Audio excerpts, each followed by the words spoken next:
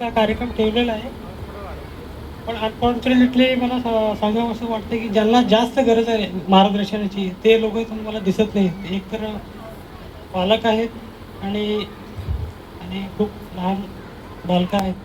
मी काय बोलतोय त्याला कळेल की नाही मला माहीत नाही, पण पालकांना ते नक्कीच कळेल. आणि मी जे काही बोलेन हे तुम्ही तुमच्या मुलांपर्यंत तुमच्या पाल्यांपर्यंत पोहोचवाल अशी अपेक्षा करून मी मी माझा थोडक्यात जीवन प्रवास अर्थात माझा शैक्षणिक प्रवास एक प्राथमिक शाळेत शिकलेला, या शाळेत शिकलेला विद्यार्थी ग्रामीण भागातला एक क्लास वन अधिकारी बनू शकतो. हे कसं शक्य झालं हे मी थोडक्यात आपल्याला सांगण्याचा प्रयत्न करेन. आणि हे मी आपल्या पाल्यांपर्यंत पोहोचवाल अशी अपेक्षा करतो. मी पण याच शाळेत शिकलो. मला अजून पण आठवते बगले गुरुजी होते आम्हाला शिकवायला, कुंबळेबाई होते, आता त्यांचा सत्कार झाला. स्वर्गीय विजयपुरी गुरुजी पण होते, कुंटाळे गुरुजी होते. आज त्यांची पण आठवण येते. मला खूप वर्षांनी मी इथं आलेलो आहे.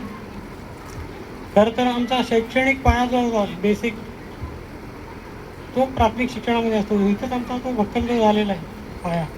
त्यांचं श्रेय पूर्णतः मी कमळेबाईंना, बगले सरांना, स्वर्गीय विजयपुरी गुरुजींना देतो. त्यांनी विशेष लक्ष देऊन आमच्याकडे त्यांनी आम्हाला शिकवलं होतं, त्यावेळी मार्गदर्शन केलं होतं. मी खरंच त्यांच्या स्मरणापासून आभार मानतो.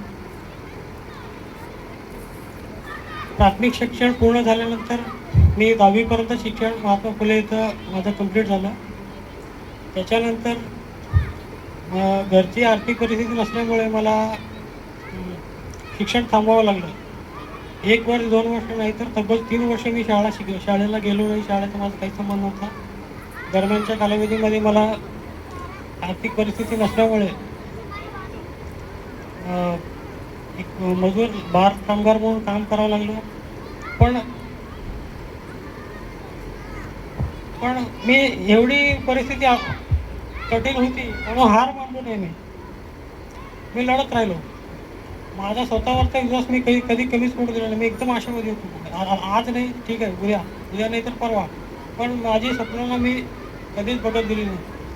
मी एकदम पॉझिटिव्ह. तब्बल 3 वर्षांनंतर मी पुन्हा एकदा कॉलेजमध्ये ॲडमिशन घेतला. त्यानंतर मी 3 वर्ष शाळेचा माझा काही संबंध नव्हता आणि डायरेक्ट मी शाळेला गेलो आणि सोलापूरच्या टॉप 10मध्ये मी होतो. सोलापूरच्या टॉप 10मध्ये सायन्समधून मी रँक मिळवला आणि महाराष्ट्रातल्या कुठल्याही कॉलेजमध्ये मला इंजिनिअरिंगचं ॲडमिशन मिळत होतं. मी इंजिनिअरिंग केलं. त्याच्यानंतर भारतातल्या top most colleges NITs, NIT आता काय असते मला माहीत नाही, मला माहीत नाही, पण भारतामध्ये फक्त 30 कॉलेजेस आहेत. ते भारताची लोकसंख्या आहे 140 कोटी. त्यांच्यासाठी 30 कॉलेजेस म्हणजे याच्यावरून आपल्याला कळू शकते की ते कॉलेजचं स्टेटस काय असू शकतं. तिथं ॲडमिशन मिळणं म्हणजेच एक सक्सेस असते ते. आणि तो एक खेडेगावामध्ये राहिलेला विद्यार्थी विदाऊट ट्युशन क्लासेस वगैरे काही नाही, ते मी करू शकतो. हे फक्त माझ्या इच्छाशक्तीच्या जोरावर. मला स्वतःवर कॉन्फिडन्स होता. मी स्वतःला कधीच कमी समजत नाही आणि मला वाटतं की मी कुठलंही काम करू शकतो जर मी मनावर घेतलं तर. त्यामुळेच मी हे करू शकतो. इच्छाशक्ती असली की मनामध्ये ऑटोमॅटिक जिद्द निर्माण होते. जिद्द निर्माण झाली की माणूस मेहनत करायला त्याची तयारी होते. मग कसला का मोठा टास्क असेल ना इझिली करू शकतो. फक्त त्याच्यामध्ये इच्छाशक्ती पाहिजे. माझी इच्छाशक्ती एवढी तीव्र होती. मला कुठल्याही चांगल्या सुविधा नव्हत्या, काही नव्हत्या. माझ्या मित्रांना चांगल्या सुविधा, क्लासेस, त्यांची परिस्थिती ते करू शकत होते. पण मला त्या सुविधा नाही मिळत म्हणून मी थांबलो नाही. मी करतच राहिलो. आणि आज मी तुमच्यासमोर एक क्लास 1 अधिकारी म्हणून उभा आहे. हे फक्त कशामुळे झालं तर माझी इच्छाशक्ती, प्रामाणिकपणे मेहनत करण्याची तयारी. तर त्यामुळं जर आज मी क्लास 1 अधिकारी बनू शकतो तर तुमची मुलंही बनू शकतात. फक्त त्यांना योग्य मार्गदर्शनाची गरज आहे. त्यांच्यामध्ये पण त्यांनी मोठी स्वप्न बघणं गरजेचं आहे. स्वतःवर विश्वास त्यांनी ठेवायला पाहिजे. प्रामाणिकपणे मेहनत करण्याची तयारी ठेवली पाहिजे. अपयश येतात, नक्कीच अपयश येतात. मी पण काय डायरेक्ट परीक्षा दिली, पास झालो असं काही नाही. मी पण फेल झालेलं आहे. 2-3 वेळा फेल झालो. नंतर मला यश मिळालं. त्यामुळे अपयशाने खचून न जाता आपल्या प्रयत्नामध्ये आपण सातत्य ठेवली, स्वतःवर विश्वास ठेवला तर एक दिवस आपल्याला यश नक्कीच मिळणार आहे. आज मी एवढं सांगू शकते, आता MPSC कशी करायची, MPSC UPSC कशी करायची आज मी नाही सांगू शकत, कारण ते तुम्हाला कळणार नाही. त्याच्यासाठी